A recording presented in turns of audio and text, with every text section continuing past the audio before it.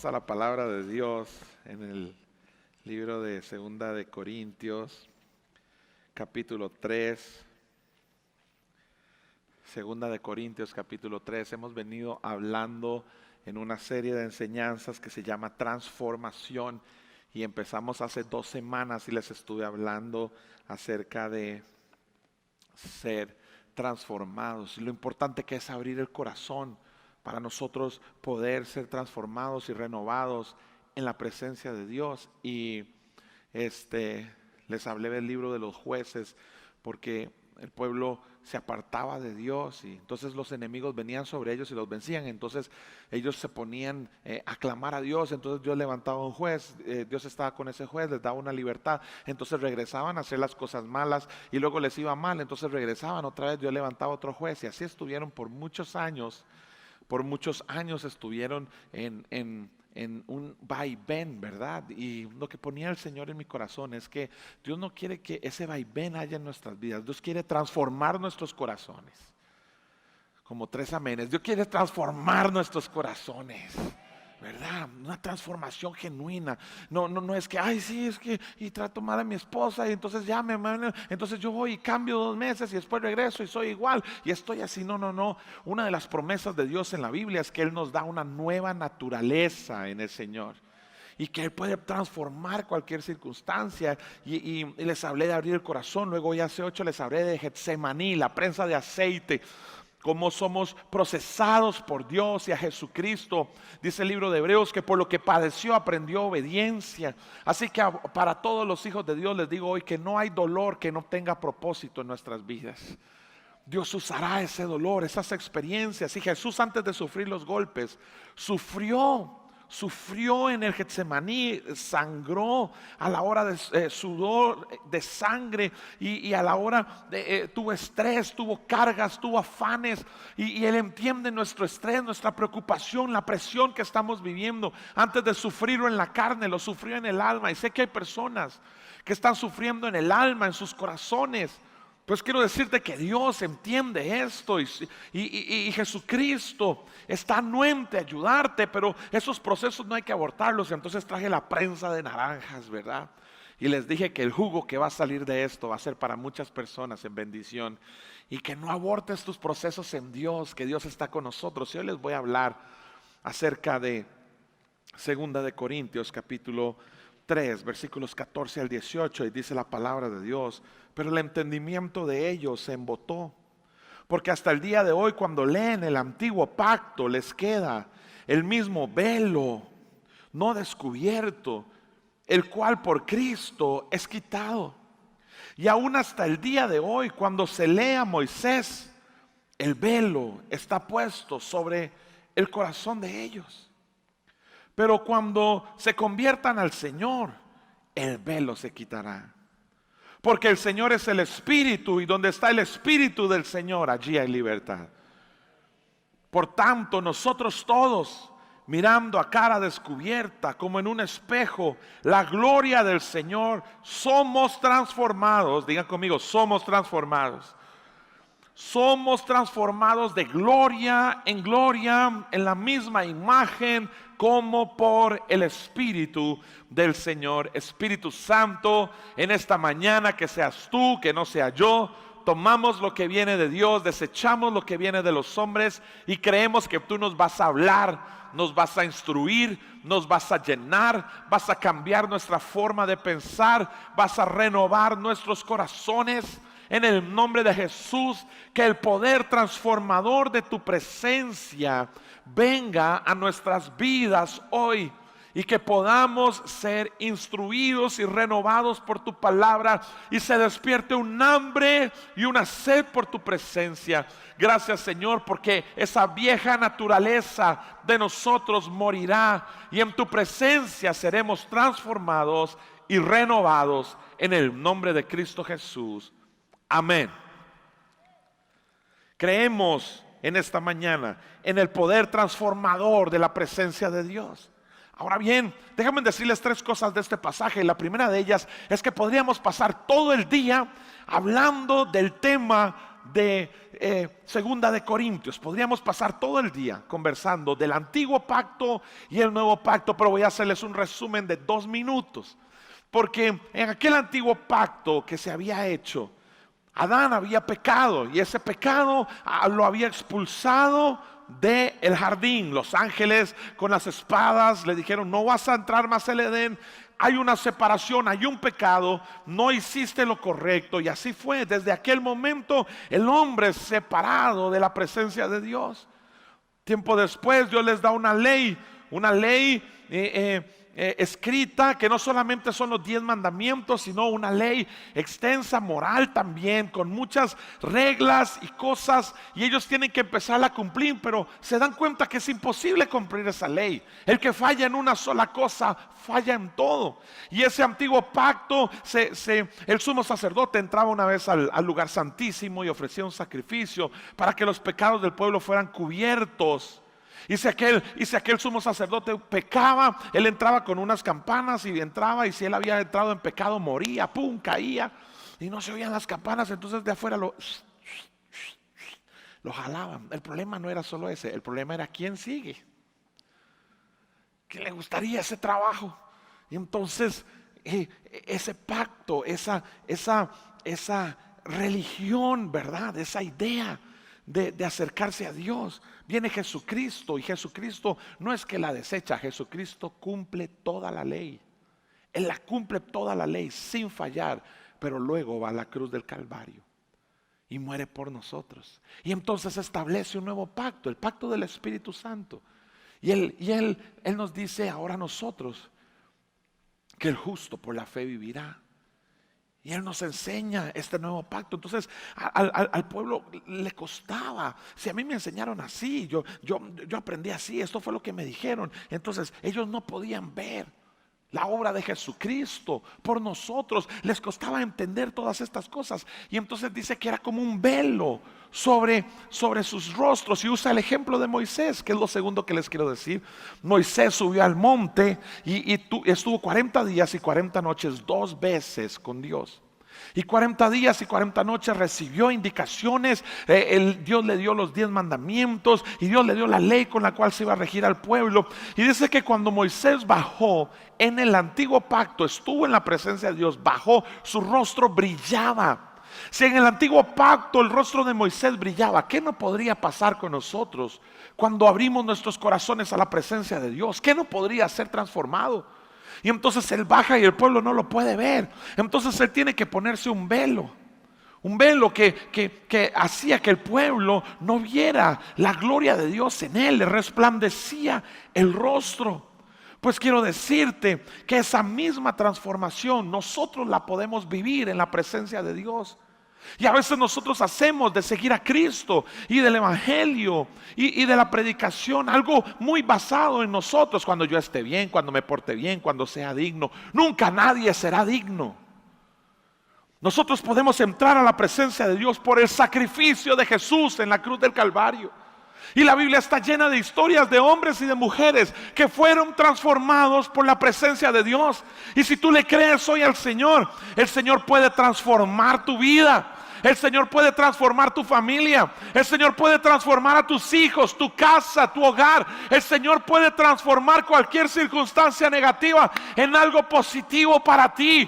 Es el mismo poder transformador de Jesucristo que está hoy aquí. Y lo que en años no lo has podido lograr, hoy lo podrías lograr si entras en su presencia y le dices: Señor, ayúdame a ser transformado.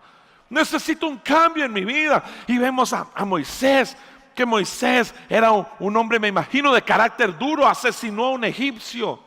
Era un hombre fuerte. Y entonces huyó y se encontró con Dios. Y en ese encuentro fue transformado. Y la Biblia lo describe como el hombre más manso sobre la faz de la tierra. ¿Cómo pudo él cambiar así? Fue porque Dios transformó su carácter. Dios puede transformar tu carácter. Tienes esperanza. En la presencia de Dios todo puede cambiar. Jacob era un engañador. Engañó a su papá para que le diera la bendición que él ya había negociado. Pero engañó a su padre y huyó por eso.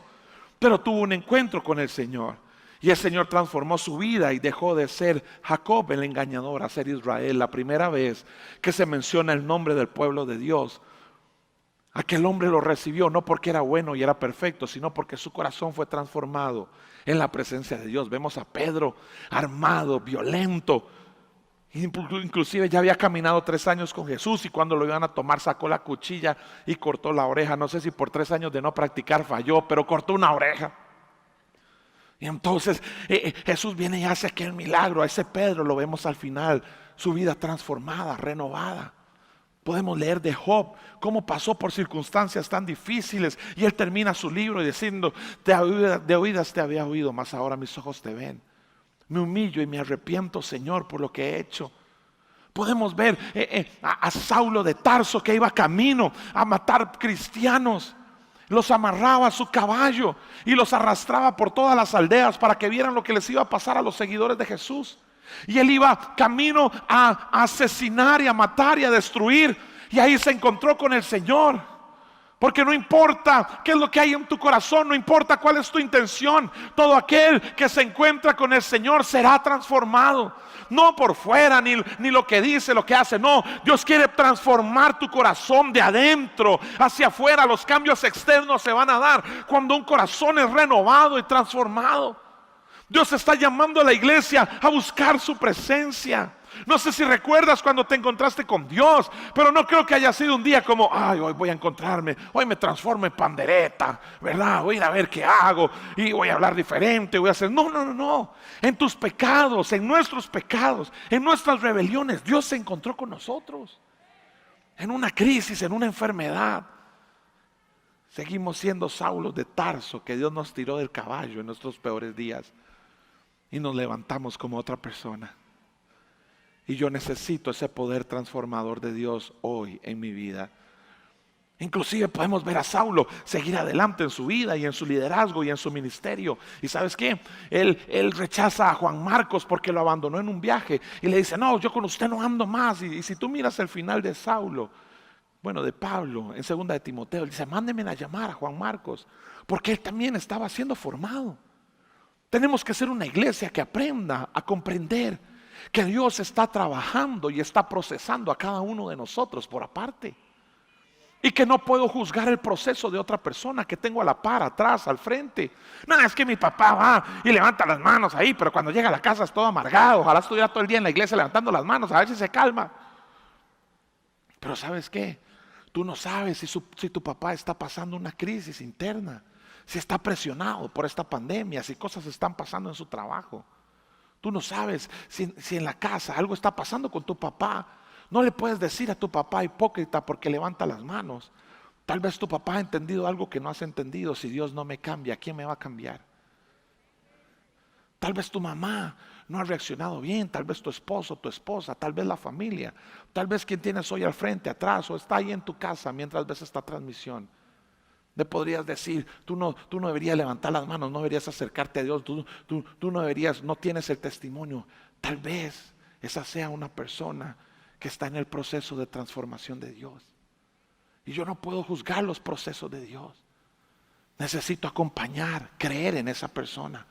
Porque si hay alguien que puede transformar el corazón del hombre, esa es la presencia de Dios. Todos necesitamos su presencia. Esta no es la iglesia de perfectos. Si venías hoy a la iglesia de los perfectos, te equivocaste. Esta es la iglesia de los más necesitados, hambrientos, que saben que si Dios no hace algo por sus vidas, ¿quién lo va a poder hacer? Separado de ti, nada puedo hacer, Señor Jesucristo. ¿Sabes qué? Cada vez que... démosle un aplauso al Señor en esta mañana. Yo lo creo. Yo soy de esa iglesia de los sedientos, de los que necesitamos la presencia de Dios. ¿Y sabes qué me decía el Espíritu Santo para ti hoy? Me decía que todo proceso de transformación que inicia en Dios es porque Dios tiene un propósito para esa persona. Cuando Dios inicia un proceso de transformación en alguien, es porque Dios tiene un propósito para esa persona. ¿Y sabes qué dice la palabra de Dios? La palabra de Dios dice que Jehová cumplirá su propósito en mí. Que el Señor va a cumplir el propósito que Él tiene para mí, para mis hijos, para mi casa, para mi trabajo, para mi salud. Si todavía estás aquí es porque el propósito de Dios está intacto para ti, para tus hijos. Levanta tu fe y cree. Y todos levanten su mano derecha en esta mañana y digan: el Señor cumplirá su propósito en mí. Otra vez, todos juntos: el Señor cumplirá su propósito en mí. Yo lo creo en esta mañana. El propósito de Dios se cumplirá para mí, y cada cosa que yo he pasado está en el plan de Dios para mi vida. Hay alguien que lo cree en esta mañana y dice: yo creo que el propósito de Dios para mi vida está intacto. Ya no me voy a preocupar por qué pasé por donde pasé. Simplemente voy a mirar al frente, porque el propósito de Dios está intacto para mí. Lo que Él diseñó para mi vida es real, es genuino. Entonces, la palabra de Dios nos dice que Dios, ¿verdad?, que Dios tiene un propósito para nosotros. Y que aquella gente, cuando leía acerca de Jesucristo, no lo podía comprender porque tenía como un velo. Y usa el ejemplo del velo que había sobre Moisés. Entonces necesito un Moisés aquí para ponerle un velo aquí. Un Moisés. ¿Quién me puede ayudar? Un Moisés. ¿Quién me ayuda? Ningún Moisés. Aquí viene un Moisés. Viene del monte. Ok, aquí viene Moisés. Tranquilo que ayer me hice la prueba. Me la he hecho 7 veces, hermano. Estoy más raspado que un copo yo, ¿verdad? Pero vean. Y entonces Moisés subió al monte y bajó. Moisés subió al monte. Subió al monte. Subió al monte y bajó. Y bajó. Y bajó, y lleno de la gloria de Dios. Y llegó, ¿verdad?, así como lleno de la gloria de eso. Y entonces dice la palabra de Dios que nadie lo podía ver. A ver, todos hagan así, que nadie lo puede ver. Así, y no lo puedo. Y bajó lleno de la gloria. Sarita no hizo, ¿verdad? Que bajó lleno de la gloria de Dios. Entonces Él dice: tienes que ponerte un velo para que nadie lo vea. Entonces Él se puso. Hoy hago de costurero aquí. Espérese, aquí. A ver. Así se parece a la Virgen María. No, espérese. Ok. Por lo menos se le dan los ojitos, ¿sabes? Los ojitos. Eso. Ok. Y entonces Él se tenía que poner un velo. En ese velo Él cubría la gloria de Dios. ¿Sabes lo que significa el velo en la Biblia? Significa separación. Separación. Ustedes allá, ustedes no pueden entrar. Esto es demasiado glorioso para ustedes. No pueden ver. Ustedes no, todo lo que sea el velo es separación. Es ustedes allá, otros acá. Entonces Él tiene un velo. Él está lleno de la gloria de Dios, pero ese velo lo que hace es impedir que nosotros podamos ver la obra de Dios en Él, podamos ver la transformación de Él. Él sí puede vernos a nosotros. Y el lugar santísimo estaba cubierto con un velo y nadie podía ver hacia adentro. Y de la misma forma, en este tiempo Él está diciendo: cuando leen de Jesucristo, es como si tuvieran un velo. Entonces no pueden ver esa gloria. Dios sí los puede ver, pero nosotros no podemos ver esa transformación, ese nuevo tiempo de Dios en nuestras vidas.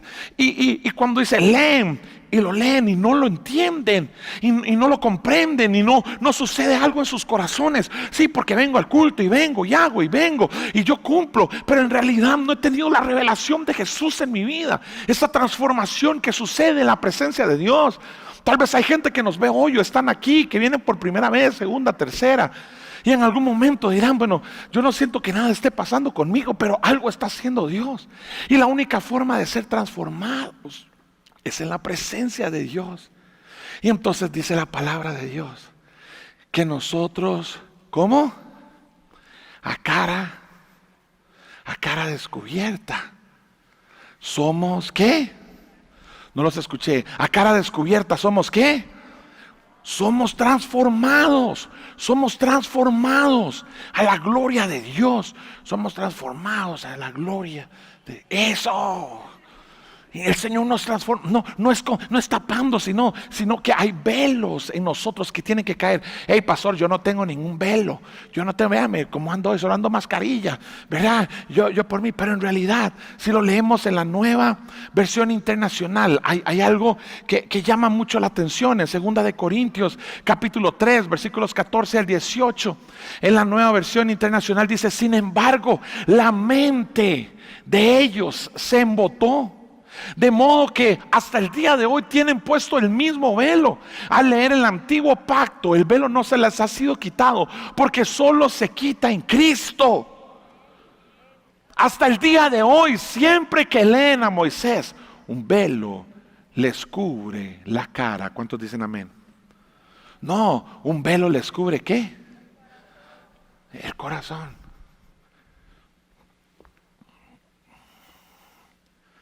El velo tiene el corazón muy abajo ahí, ¿sí? Muy. Un top le dice aquí. Ok, vean. Oigan esto, porque hay personas aquí que dicen: es que yo no siento a Dios, es que yo no sé, es que ¿sabe qué? Hay velos que cubren nuestro corazón. El de ellos era la religión. Ellos no podían entender que lo que Dios les había dicho, que la religión, que los sacrificios, que el templo, que el lugar santísimo, que todo lo que ellos entendían como Dios fuera a cambiar en venir este hombre que se llama Jesucristo, que ni creemos en él, murió, quién sabe si resucitó. No puedo creer que este sea. Entonces esos argumentos y esas cosas se convierten en velos en el corazón que no nos permiten ver la obra de Dios. Pero tal vez aquí hay resentimientos que son un velo en el corazón. Tal vez hay dolores, amarguras, experiencias. Tal vez hay cosas que hemos vivido que se convierten como velos de nuestro corazón. Y le pedimos a Dios que nos cambie, que queremos su presencia, que necesitamos ser transformados, pero no experimentamos esa transformación en la gloria de Dios. La palabra transformación en ese pasaje es de metamorfosis, de aquella mariposa que es transformada. Esa oruga que entra a ese lugar y vive su proceso y es renovada. Y algo está haciendo el Espíritu Santo en nosotros. Pero ¿saben qué? Hay velos en nuestros corazones. Hay cosas dentro de nosotros. Para ellos era su religión, pero para nosotros tal vez es la herencia, o la herencia religiosa, o tal vez una experiencia que viví y estoy dentro mío, marcado, dañado, me cuesta. Y siento como un velo en el corazón que no me hace entender lo que Dios tiene para mi vida. Pero ¿sabes qué dice la palabra de Dios? Que el día que Jesucristo murió, el velo del templo fue rasgado de arriba hacia abajo. Aquel lugar santísimo donde solo una persona entraba al año, ya no más. Ahora todos podrían entrar ahí. Se pueden imaginar aquel velo de 18 metros de altura, 10 centímetros de espesor. Un velo gigante que había sido puesto por el hombre ahí. Dios le había dicho al hombre: pon este velo. Y el hombre puso ese velo de 18 metros de alto, 10 centímetros de espesor. El velo fue puesto por el hombre, pero fue roto por Dios. Los velos son puestos por nosotros los hombres, pero Dios es especialista en rasgar el velo de nuestro corazón. Nosotros como hombres ponemos barreras y ponemos velos y ponemos resentimientos y pandemias y cosas para no acercarnos a Dios, y ponemos días, mañana, otro día. Pero ¿sabes qué?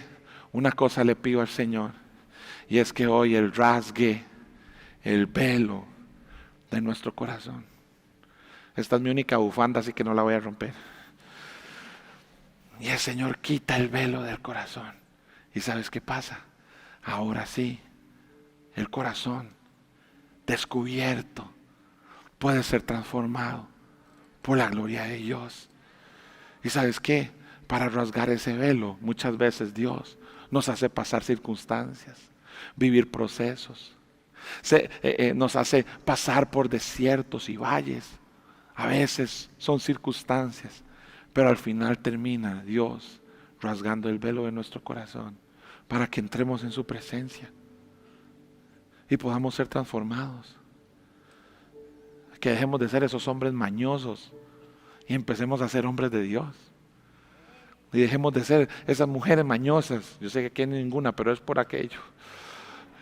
Y empezar a ser mujeres de Dios, jóvenes que aman al Señor. He procurado cambiar tanto, he tratado de agradar a Dios y de ser perfecto. Se me ha olvidado que el único que puede transformar mi vida es su presencia. Y que todos los días necesito más de Él. Humillar mi corazón y buscar su rostro. Un aplauso para Moisés.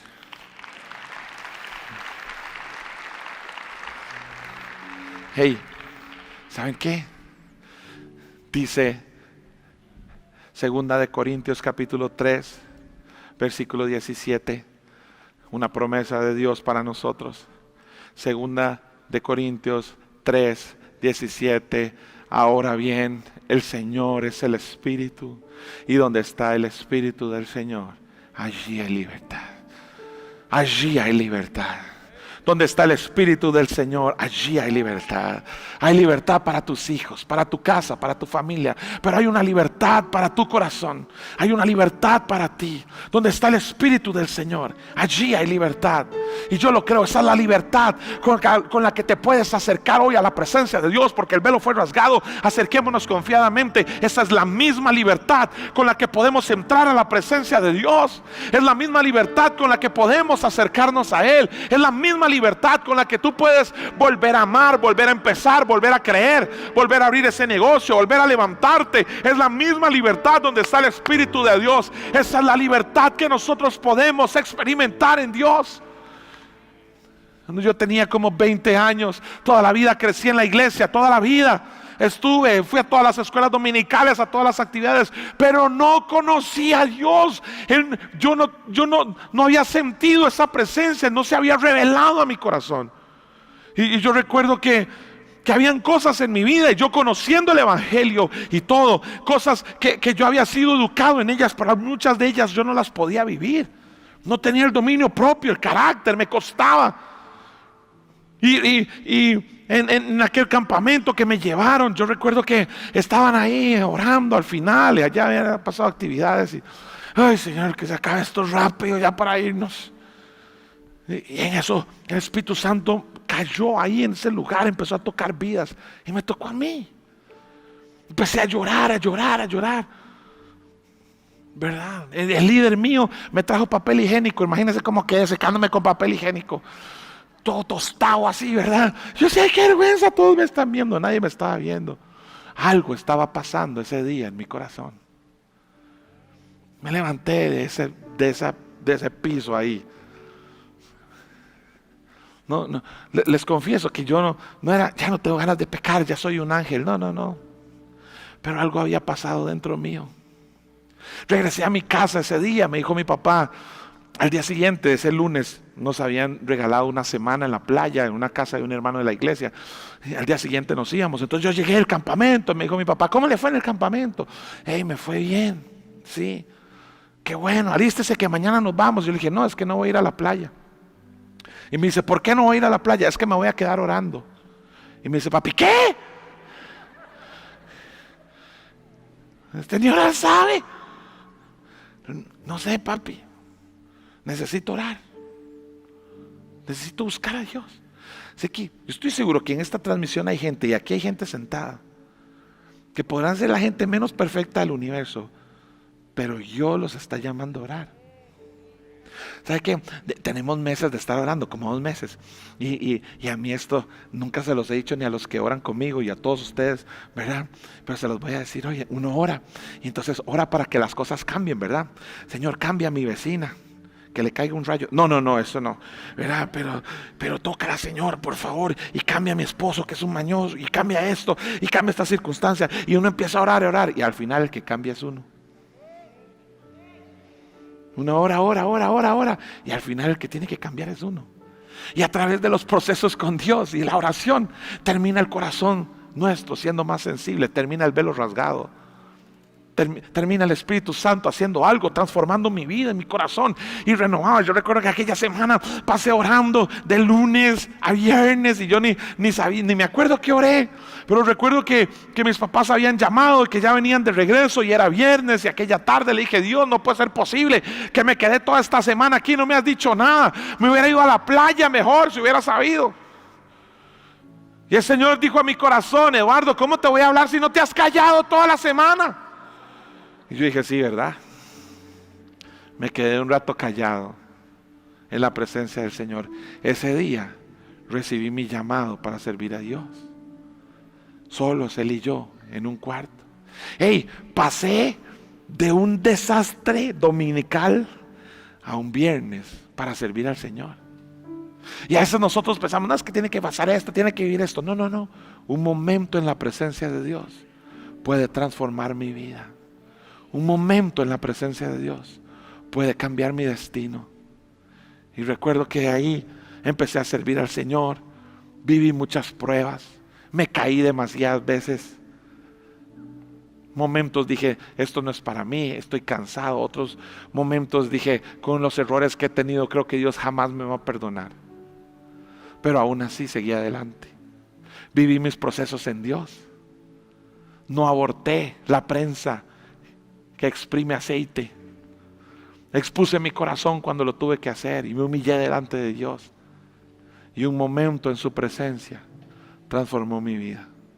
Y tengo una fe en esta mañana que la presencia de Dios puede transformar tu corazón, el corazón de tu familia, de tus hijos. Creo que la presencia de Dios es suficiente para tocar tu casa y tu familia. Creo que hay poder suficiente en el Señor para hacer todas las cosas nuevas en nuestras vidas. Sí, viví mis procesos, me equivoqué, fallé, defraudé gente, pero hubo alguien que nunca me soltó, fue el que me llamó. Y hoy estoy aquí. No porque soy el mejor o soy perfecto, sino porque todos los días procuro ser transformado en la presencia de Dios. Y todos aquellos que quieran que sus vidas sean renovadas, transformadas y cambiadas, tienen que acercarse a esa presencia, quitarse el velo de su corazón, o decirle: Dios, rasga el velo de mi corazón, rásgalo, Señor, rásgalo. Quiero ser transformado y a cara descubierta, así como soy, sin tapujos, sin cosas. Necesito que hagas algo en mi vida.